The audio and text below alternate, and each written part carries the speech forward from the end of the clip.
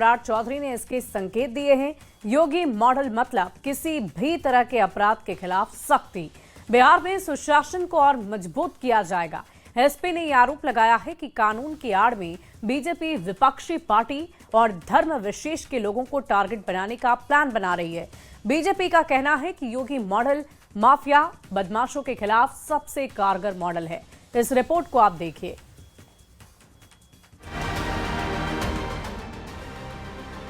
बिहार के deputy CM और गृह मंत्री सम्राट चौधरी भी अब राज्य में योगी मॉडल लागू करेंगे। योगी मॉडल मतलब किसी भी तरह के अपराध के खिलाफ सख्ती। सम्राट चौधरी का कहना है कि बिहार में सुशासन को और मजबूत किया जाएगा। देखिए, बिहार में सुशासन है और नीतीश कुमार जी के नेतृत्व में लगातार बिहार में सुशासन स्थापित और जो उन्होंने काम किया है उसी को आगे बढ़ाना है। पूर्ण रूप से नीतीश कुमार जी के नेतृत्व में बिहार में सुशासन है और आगे भी रहेगा। सम्राट चौधरी बिहार के नए गृह मंत्री बने हैं। अब तक गृह विभाग सीएम नीतीश कुमार के पास ही रहता आया है। जाहिर है सम्राट चौधरी भी खुद को साबित करने के लिए योगी मॉडल की तरह बिहार में लॉ एंड ऑर्डर को मजबूत करना चाहते हैं। स्कूलों और कॉलेज जाने वाली छात्राओं की सुरक्षा का खास ख्याल रखा जाएगा। युवतियों से छिड़खानी के लिए एंटी रोमियो टीम बनाने जा रहे हैं। माफियाओं के खिलाफ कोई नरमी नहीं दिखाई जाएगी। नहीं सुधरे तो कोर्ट के आदेश के बाद उनके घरों पर बुलडोजर भी चलाए जाएंगे। जेलों में सख्ती बरतने की तैयारी है। नई सरकार की कड़ी नजर साइबर क्राइम और सोशल मीडिया पर भी होने जा रही है। बिहार में गृह मंत्रालय भाजपा के साथ आया है और अब बिहार में भी उसी मॉडल के हिसाब से माफियाओं पर कार्रवाई हो रही है। एंटी रोमियो स्क्वाड बना है और माफियाओं की जो संपत्ति है उसे जब्त करने की कार्रवाई हो रही है। निश्चित रूप से बिहार में भी माफियाओं के खिलाफ बड़ा अभियान चलेगा और उत्तर प्रदेश की तरह ही वहां इसका रिजल्ट दिखाई देगा। वहीं एसपी का कहना है कि बीजेपी के लोग कानून को मानने वाले नहीं हैं। कानून की आड़ में विपक्षी पार्टी और धर्म विशेष के लोगों को टारगेट बनाया जाएगा। उत्तर प्रदेश में योगी जी हों या बिहार में सम्राट चौधरी जी हों, दोनों ही सरकारें देश के संविधान को नहीं मानती हैं, इसलिए बुलडोजर की बात करते हैं, बुलडोजर न्याय की बात करते हैं। देश के पूर्व चीफ जस्टिस ऑफ इंडिया ने अपने फेयरवेल पार्टी के भाषण में इस बात को कहा कि उनका ऐतिहासिक फैसला बुलडोजर पे दिया गया फैसला है। इस बात को समझा जा सकता है कि कैसे अन्याय उत्तर प्रदेश में हो रहा था बुलडोजर को लेकर। राजनीति के जानकार मानते हैं कि योगी मॉडल माफिया बदमाशों के खिलाफ सबसे कारगर तौर पर जाना जाता है। और ये मॉडल उत्तर प्रदेश में योगी जी ने डेवलप किया, तो इसलिए इसे माना जा रहा है कि योगी मॉडल बिहार में भी लागू हो गया। हालांकि सम्राट चौधरी अपना मॉडल विकसित करने की कोशिश करेंगे क्योंकि उन्हें अपनी पहचान भी बनानी है। तो एक होड़ शुरू हुई राज्यों के बीच में और इसका श्रेय योगी आदित्यनाथ को है कि राज्य में कानून व्यवस्था अच्छी हो और उसके लिए कितनी भी सख्त कार्रवाई करनी पड़े, पुलिस पीछे नहीं हटेगी या गृह मंत्रालय राज्य का पीछे नहीं हटेगा। गृह मंत्रालय की कमान संभालते ही सम्राट चौधरी ने साफ कर दिया है कि बिहार में क्राइम पर जीरो टॉलरेंस की नीति अपनाई जाएगी। यूपी के योगी मॉडल की तरह ऑर्गेनाइज्ड क्राइम नहीं होने दिया जाएगा। माफिया के खिलाफ सख्त कदम उठाए जाएंगे। कोर्ट के आदेश के बाद अपराधियों के घरों पर बुलडोजर भी चलेगा। Bureau report, news 18, Uttar Pradesh, Uttarakhand. देखकर पाकिस्तान की आंखें चौंधिया गई है। वहां के आला कमान को अचानक से अपने भूखे देशवासियों को छोड़ भारत की चिंता सता रही है। पाकिस्तान के विदेश मंत्रालय ने एक प्रेस रिलीज जारी कर राम मंदिर के ध्वजारोहण पर सवाल खड़े किए। यानी जिस देश का अपना संविधान खतरे में है वो भारत के सुप्रीम कोर्ट के फैसले पर सवाल खड़े कर रहा है। इस रिपोर्ट को आप देखिए।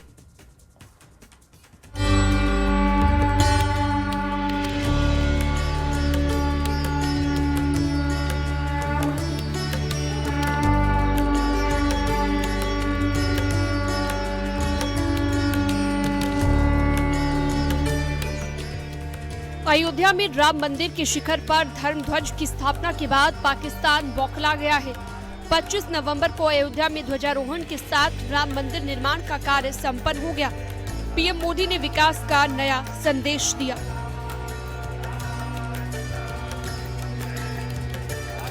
सांस्कृतिक चेतना के एक और उत्कर्ष बिंदु की साक्षी बन रही है। आज संपूर्ण भारत, संपूर्ण विश्व राममय है। अयोध्या के राम मंदिर में ध्वजारोहण क्या हुआ? इस्लामाबाद में बैठे हुक्मरानों के पेट में दर्द शुरू हो गया। पाकिस्तान के विदेश मंत्रालय ने एक प्रेस रिलीज जारी किया है जिसमें भारत के लिए अपशब्दों का इस्तेमाल किया गया है।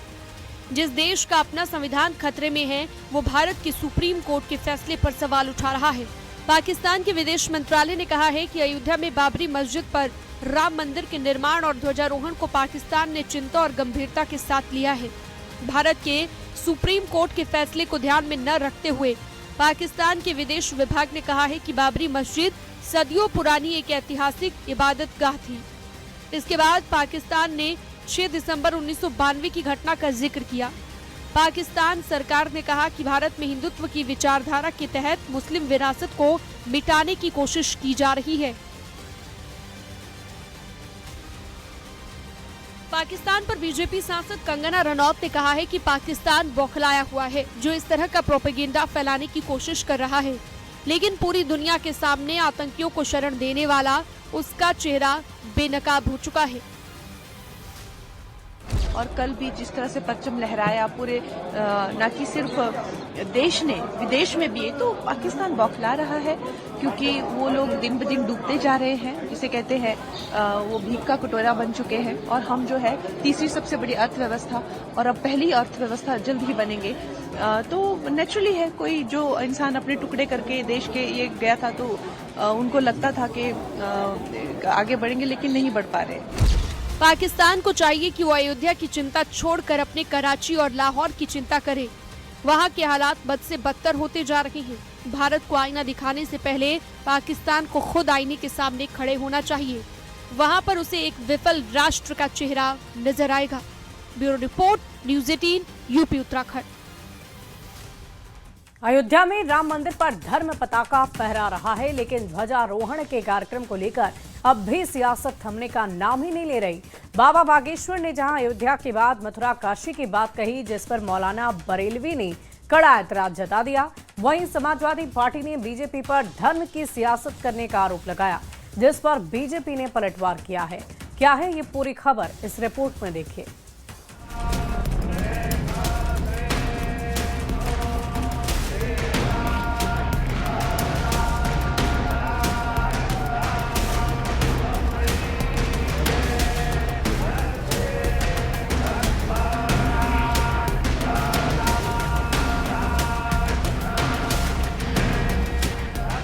अयोध्या के राम मंदिर में धर्म ध्वज फहराए जाने पर बाबा बागेश्वर का बड़ा बयान सामने आया है। बाबा बागेश्वर ने कहा कि मुगलों की छाती पर भगवा लहराया है। उन्होंने कहा कि कृष्ण लला हम आएंगे, माखन मिश्री खाएंगे, जिनको दिक्कत हो जल्दी खिसक लेना। कब्र से उठकर देख ले बाबर, मंदिर वही बनाया है। और बाबर, ये देश रघुवर का है, अभी तो वही बना है। कृष्ण लला हम आएंगे, माखन मिश्री खाएंगे, और जिनको दिक्कत हो बेटा जल्दी खिसक लेना। हाँ, बाबा बागेश्वर पर मौलाना बरेलवी ने बड़ा हमला बोला है। उनका कहना है कि धीरेन्द्र कृष्ण शास्त्री हिंदुस्तान को हिंदू राष्ट्र बनाना चाहते हैं, लेकिन उनका ये ख्वाब कभी पूरा नहीं होगा।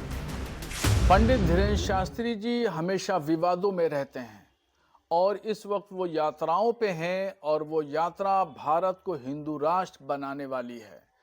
उनका ऐलान है कि हम भारत को हिंदू राष्ट्र बना देंगे। ये उनका ख्वाब है और ये ख्वाब इंशाअल्लाह क़यामत तक ख्वाब ही रहेगा। अयोध्या से एसपी सांसद अवधेश प्रसाद ने बीजेपी पर निशाना साधते हुए कहा कि उन्हें दलित होने के नाते राम मंदिर के ध्वजारोहण का न्योता नहीं दिया गया। लेकिन हम राजनीति धर्म के आधार पर हमारी राजनीति नहीं है।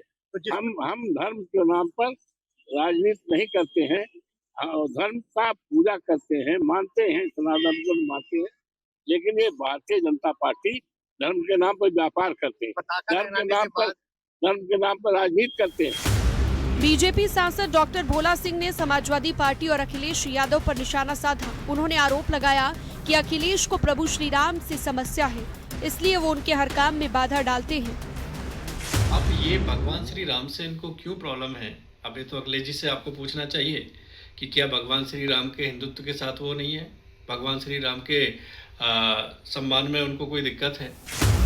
अयोध्या के राम मंदिर में ध्वजारोहण का कार्यक्रम भले ही भव्य और दिव्य तौर पर संपन्न हो गया, लेकिन उसे लेकर धर्म गुरुओं और विपक्ष की बयानबाजी थमने का नाम नहीं ले रही। Bureau report, news 18, UP Uttarakhand. CM Yogi ने औरंगजेब जैसे मुगल आक्रांताओं को लेकर बड़ा बयान दिया, जिस पर विपक्षी नेता सवाल उठा रहे हैं। सीएम योगी ने कहा कि औरंगजेब ने भारत के मुस्लिमीकरण की मुहिम चला रखी थी। सीएम योगी ने कहा कि तिलक और जनेऊ को खत्म करने की कोशिश हुई थी। कांग्रेस सांसद इमरान मसूद का कहना है कि सीएम योगी को पहले इतिहास ठीक से पढ़ना चाहिए। इस रिपोर्ट को आप देखिए।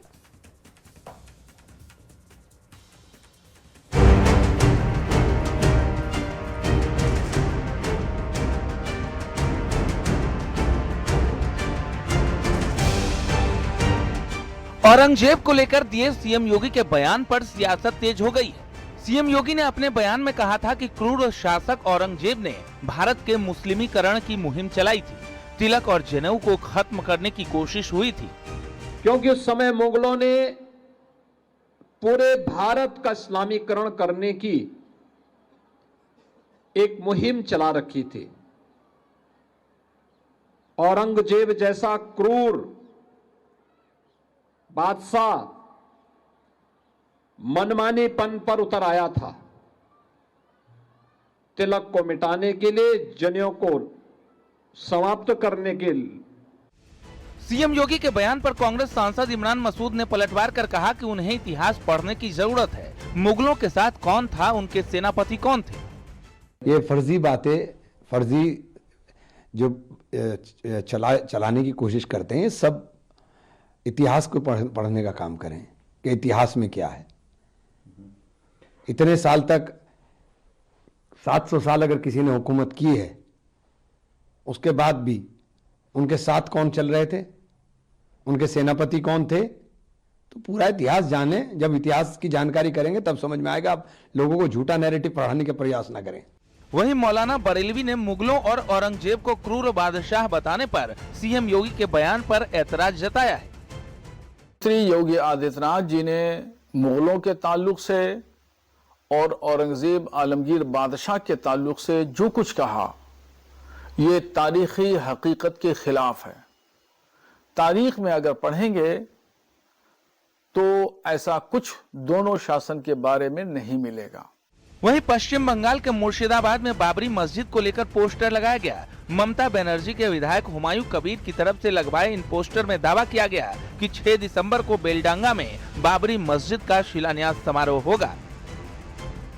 मस्जिद 6 दिसंबर 2025 शनिवार वहाँ भित्ति स्थापन होगा। 3 साल लगेगा वह फराहने के लिए। टीएमसी विधायक हुमायूं कबीर के पोस्टर के बाद आगरा में अखिल भारत हिंदू महासभा ने उनके लिए कब्र खोदी। महासभा ने ऐलान किया कि अगर कश्मीर से लेकर कन्याकुमारी तक कहीं भी बाबरी मस्जिद के लिए नींव खोदी गई तो वे टीएमसी विधायक को इसी कब्र में गाड़ेंगे। जो भी इसकी नार काट के लाए, जिंदा या मुर्दा, जो भी लेके आएगा तो मैं उसको सोने के कंगन अपने इनाम देंगे। 1 लाख वो 1 करोड़ रुपए जो गुरुजी ने रखे हैं, प्रेमा हंस गुरुजी ने, उनके साथ साथ सोने के कंगन भी दूंगी। मुगल आक्रांताओं पर सीएम योगी के बयान के बाद वार पलटवार जारी है। वहीं बाबरी मस्जिद को लेकर टीएमसी विधायक के पोस्टर पर सियासी पारा हाई है। Bureau report, news 18।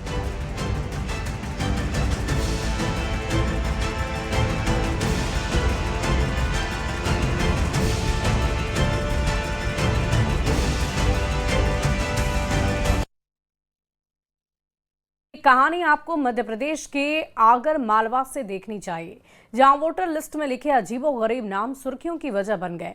फिल्मी किरदार, शहर और चीजों पर रखे गए नाम इस बार चर्चा के केंद्र में हैं।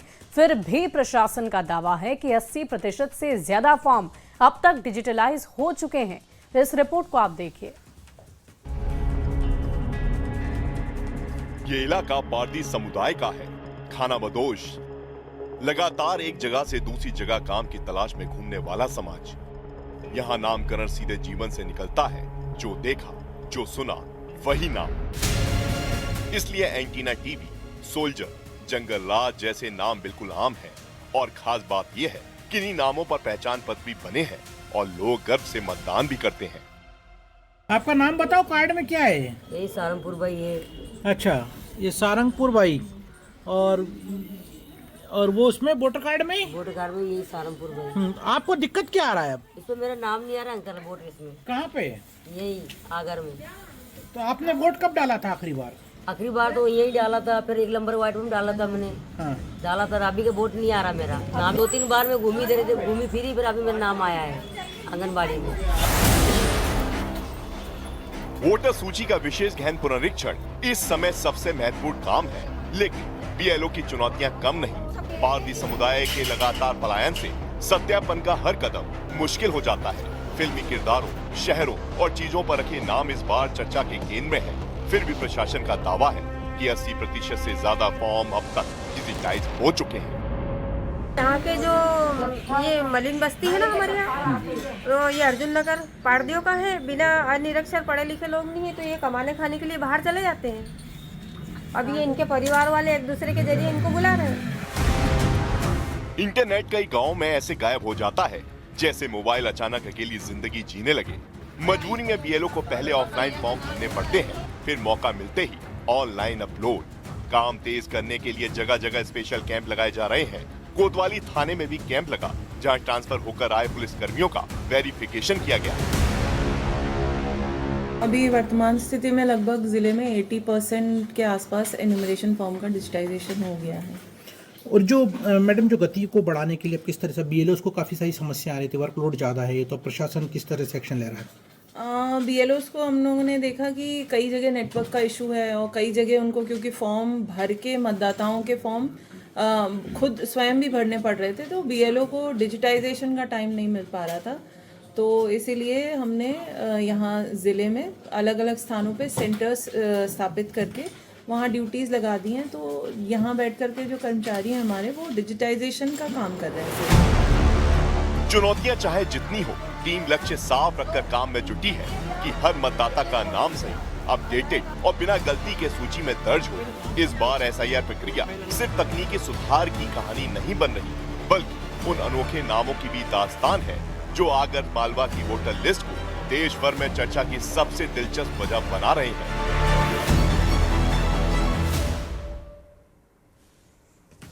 और देखिए, भोपाल के आईएएस संतोष वर्मा को नोटिस भेजा गया है। उन्हें सो कॉज नोटिस भेजा गया।